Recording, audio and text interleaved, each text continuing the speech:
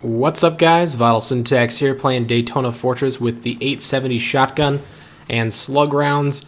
And between the three shotgun shell types you can use in Battlefield 3, I think the slugs have become my favorite. It kind of depends on which shotgun you're using, but most of the time I'm either using the Spaz 12 or the 870, just because those are the two-pump shotguns that I think are a little bit better at range, and I don't really mind having a pump action instead of the semi-auto like some of the other shotguns, or even the full auto shotguns. But you basically have the three types of ammo. You got the buckshot, which is arguably the best for close range. You don't have to be quite as accurate with it. A lot of damage output, but not the best range. And then you've got the flechette ammo, which seems to be quite popular as of lately because you get a little bit more range with it, but a little bit less damage. And then for me personally, I really like the slugs because the slugs are the only shotgun shells that are just good all around. Up close, if you hit somebody, it's a one-hit kill. At medium range, if you hit somebody, it's a one-hit kill. And at long ranges, it can be a two-hit kill unless you're getting a headshot. Really, obviously, even though you do have a slug, this thing should not be used at long range because it does have quite a bit of drop-off. And it also doesn't travel very fast. It has a very slow bullet speed. So if you're trying to hit a moving target, it's pretty difficult. But I find that using the slugs, even up close, I do better than if I use the buckshot. Because I'm always in the back of my head thinking to myself how I need to be really accurate. Whereas with the buckshot, I usually run around and hip fire people with. I mean, that's usually how you're supposed to use this, the flechette or the buckshot. But I'm just way less accurate, and I usually miss my shots, even though I have that spread that shotgun shell gives you. Whereas when I'm running around with the slug ammo, I'm just a lot more careful. I kind of take my time and aim at my targets before I pull the trigger.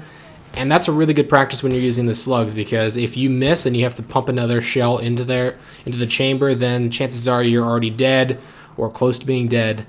So one thing to keep in mind is that, just be really careful. Just, take your time on your shots, line it up before you pull the trigger, and don't hip fire. Use your sight. So I'd strongly suggest using something like a red dot sight, the Cobra sight, or the holographic. I personally find that for something like this where I'm being super accurate and it's a single type of shot weapon, the red dot seems to be the most accurate for me. That's just for me personally. The next thing I want to talk about, which isn't related to Battlefield 3 at all, is the standalone version of DayZ, and specifically in regards to the closed test that I think is going to be occurring quite soon.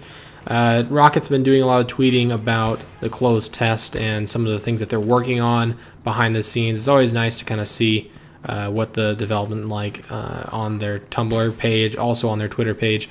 But also on top of that, I got an email from HFB Servers, which is the server provider that I used for a while I was running my DayZ server. I'm not currently running it anymore.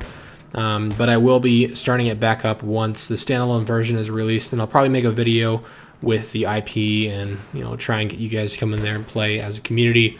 I'll be tightly moderated as I play games way too much, and I'll probably be on there myself all the time. We have a couple other admins planned out, so hopefully it'll be a fairly well moderated server. But in this email I got from HFB Servers, they were talking about upgrading their platforms to the new Ivy Bridge system. So if you are somebody that's planning or curious about renting a standalone server or DayZ server, or even a DayZ mod server now, I would strongly suggest HFB Servers. They are awesome. Really good support, really good ticket system, really good prices, tons of features and stuff like that. But anyway, on top of them upgrading their new platform, they were talking about how they're going to help with the public hive stress that we can expect from the open tests, as well as once the game officially is launched, because there's going to be a lot of people playing standalone when it comes out, and the public hive service, which I'm guessing is all it's going to be really available at the beginning. Hopefully we will see private hives pop up and things like that in the private servers, but that might not be for a while. Rocket, obviously, and Bohemian Interactive are partnering with a couple companies to host all of that data, because there's so many servers that are going to be open once the game is released, and they're all going to be running off of this huge hive that stores everybody's character information, all of their player data, their items and things like that. So HFB servers themselves are going to be helping out with that, which I thought was pretty cool. But also, more importantly, it kind of indicates that it's going to be pretty soon. I mean, why else would they be sending out this email? So my guess, and this is pure speculation, is that we'll probably see the closed test, which he's been talking about a bit recently, as there's going to be just a couple thousand people that are going to be testing it out. It's not going to be open to the public, and it's going to be a purely architecture test. They're not going to be testing a lot of the gameplay features or design changes. They're mostly just working on a lot of the back-end architecture that they've changed around. My guess is that test is going to take place before the end of February, probably even early February. Then we'll probably see some type of open test that has a lot of the design elements implemented during late February, and then I'm hoping that we'll at least see the full game release before March. At latest April, but I don't know, that seems like it's pretty far away. My birthday's on April 4th, so that'd be kind of cool if it came out then too. But also kind of suck because I don't want to wait that long. But anyway, thanks for watching the video. Hope you guys enjoyed it. Let me know in the comments down below, and I'll see you guys in the next video. See ya.